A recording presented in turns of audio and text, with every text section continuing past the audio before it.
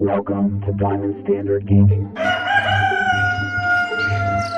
And if you heard that rooster crow, you know it's time to wake up and build a lever puzzle. So that's what we are doing today.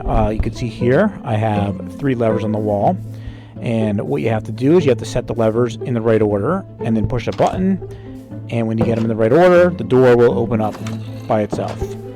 Now in this case I'm using a just a dark oak door, which obviously you can open and close yourself all you want, but just while I was building this, it made it a little easier for testing as I messed up different commands and stuff like that. So instead of having to replace an iron door down or again and again, or a redstone block next to it to open it up and close it, it was just a lot easier to use a wooden door. And if you're doing this, you can always go ahead and replace the dark oak door with the iron door.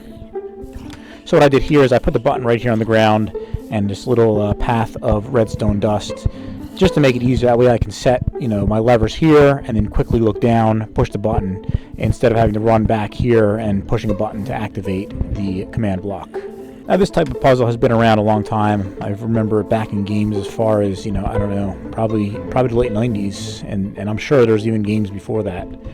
So here is our first command block, and I'm using the test for block command, and I'm looking for a block at position -19, 129, -72, which is the leftmost lever that we have on our wall. I'm checking for a lever block, and open bit equal to true, which in this case means down, means the lever will be down. And lever direction, I'm looking for to be west. Now the lever direction is essentially what face of the wall it is on. So that wall right there is facing to the west, the westerly direction. So when it does that command and the lever's in the right direction, it will return true. It'll say I found that block. And then what it will do is it will send a command to the next command block, or send a signal to the next command block. Now in this case, you can see it says right there the block at blah blah blah did not match the expected state of the block, and that's because it is looking for open bit of true, which means it should be down, but in this case it was up. When you get that right, you will actually see that it will say it matched the state. Alright, and then here is our next command block. So you can see the location of this block is -19, 129, -71. So this is the middle switch of the 3. And you can see in this case we're looking for an open bit of false, which is up. We want the lever to be up. And again, lever direction is west, meaning it's on the west facing wall. Here is the third one, and in this case you can see we are looking for the block at -19, 129, -70, which is the rightmost switch. And in this case we are looking for the lever to be up because open bit is false. And again, we are looking for it to be on the west facing wall, and that's why our lever direction is set to west.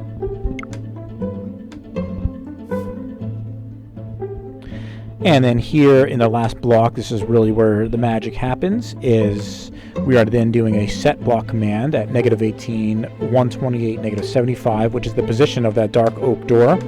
And in this case, open bit equal to true means the door will be placed open.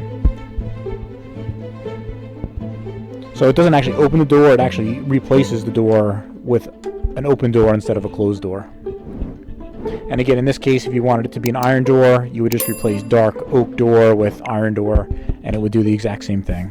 So you can see in this case, I can do different combinations. Now this is the correct combination right here, down, up, up. And you can see if I push the button here, it opens the door for us.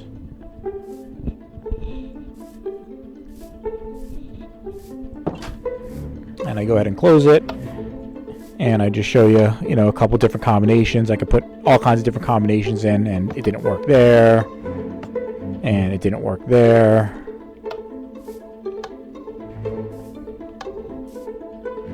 and it didn't work there, and all of them down doesn't work.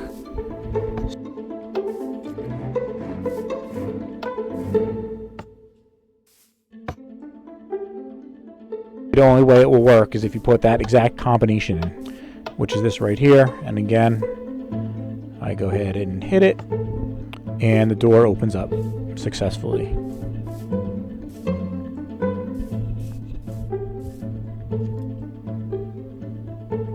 And you can see at the bottom there the status. It says successfully found the block. So when you do have it right, it will say that, and then when it says that, that will then pass control on to the next block. So in this case, because the last thing we did was successful, you can see that all of these came back with a successful command.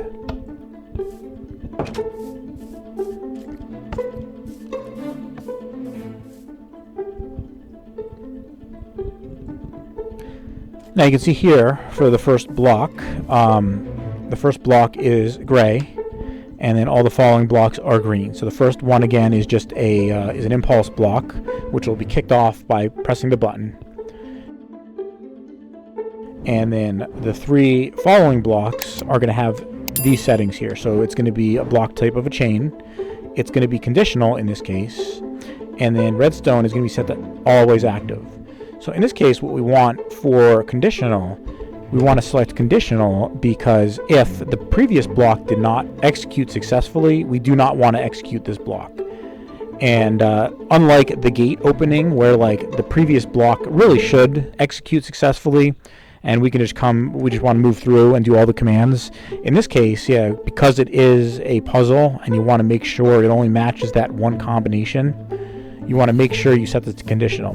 So if you do miss them and don't set it to conditional, especially the last block, I think it will always open the door no matter what combination you put it in, because I guess the signal actually, even though it doesn't execute the command, the signal still touches every block as you go. So it'll still do the test and the check, and then if it gets to that last one, it's just a set block. It's not a conditional, right? It's not a test for block. So it will automatically place the door. So that's just something to keep in mind. You got to make sure that those are all set correctly.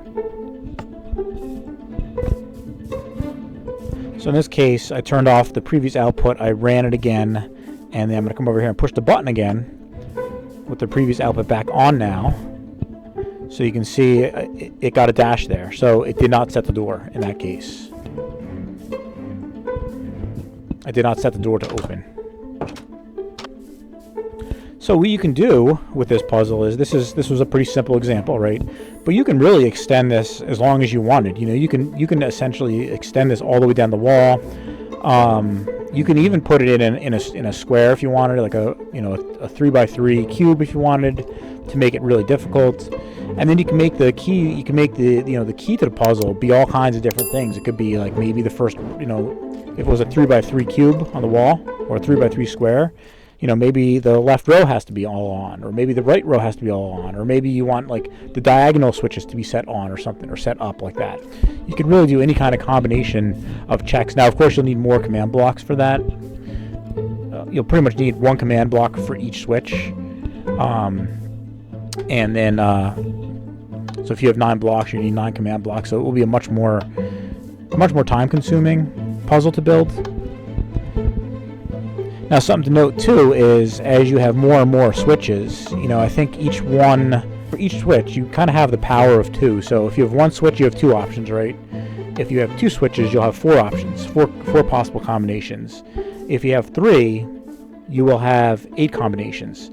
So as you go out farther and farther, you're going to make the puzzle be more and more difficult. And now in this case, I put the switches right next to the door just to demonstrate how it all works and everything like that. But you can definitely put these switches like anywhere you want it. It could be on the other side of the castle. It could be inside one of the towers. And that can make it really difficult because like if someone's playing a level that you build and they have to go ahead into a tower and set the switches and then come on back out, it's not easy. It won't be very easy because they'll have to run in and then run all the way back out and check if it worked. And they'll have to run all the way back in and try a different combination and run all the way back out and check if it worked again. So it could really take a lot of time. Or you could even imagine if it was maybe in a dungeon down below somewhere. Or maybe you had switches here that controlled the door down in a dungeon somewhere. Maybe it controlled like a jail cell or something like that you had to open to get, like maybe you were trying to rescue a prisoner. And you had to set these switches somewhere, and you had no idea where that was. You might have to travel and find your way all the way down to that, to that jail cell, find out it's still locked, and and you have to run all the way back and try another combination. Alright, so that's our video for today, so please let me know in the comments what you think.